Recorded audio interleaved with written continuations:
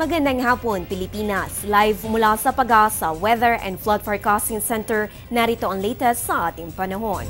Continuous monitoring ang Pag-asa kay Bagyong Luis na kasalukuyan nasa Philippine Sea. Sa ngayon ay taglay po nito ang lakas ng hangin na 55 km per hour malapit sa gitna at kumikilos pa west-northwest sa bilis na 26 km per hour. Ayon sa Pag-asa, inaasahan po itong magla-landfall sa may bandang Hilagang Luzon sa darating na linggo kapag napanatili po nito ang current speed and direction.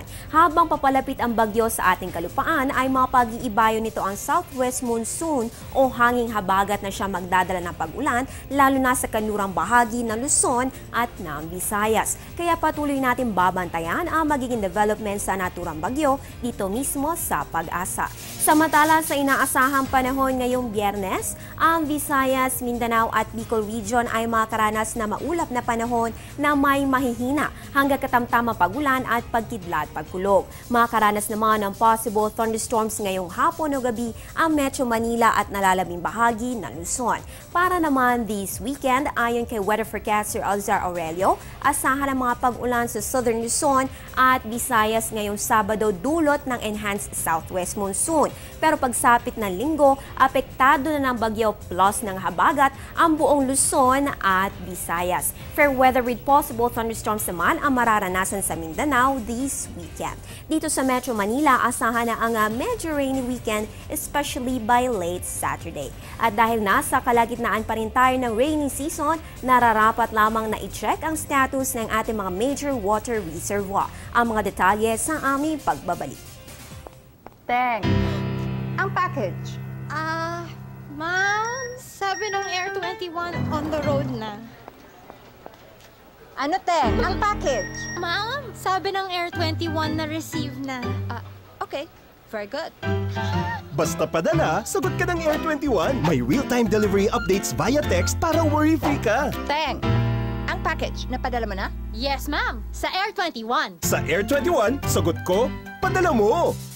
Sa panahon ng tagulan, tinututukan ng Pag-asa Hydromet Division ang mga pangunahing dams sa Luzon, particular na ang Magat, Pantabangan at Angat Dams. Unahin natin itong Angat Dam.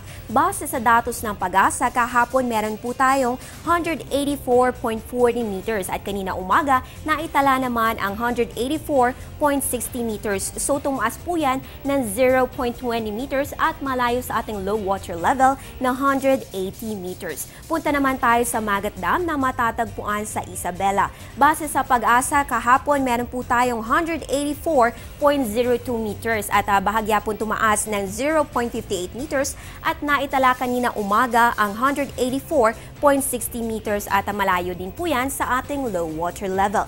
Samantala sa Nueva Ecija naman kung saan matatagpuan ang Pantabangan Dam, base sa Pag-asa, kahapon meron tayong 188.14 meters at kanina umaga meron tayong 188.27 meters. So 0.30 meters lamang ang itinaas niyan at malayo sa low water level na 171.50 meters. So far, so good po ang ating mga pangunahing dams base sa datos ng Pag-asa Hydromet Division.